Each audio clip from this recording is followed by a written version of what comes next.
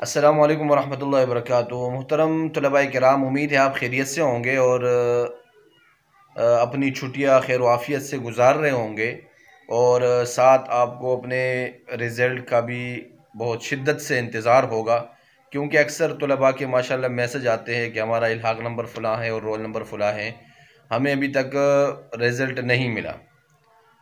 तो मोहतरम तलबाए किराम, जब रिज़ल्ट आया ही नहीं तो मिलेगा कैसे?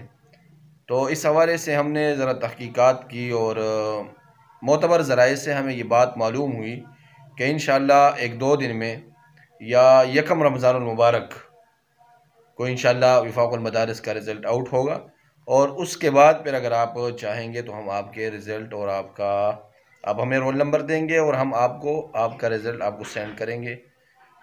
तो यही इतला आपको देनी थी कि विफाकुल मदारिस का रिज़ल्ट अभी नहीं आया और अनकरीब 2-3 दिन बाद आपके सामने होगा। वस्सलामु अलैकुम वरहमतुल्लाहि वबरकातुहू।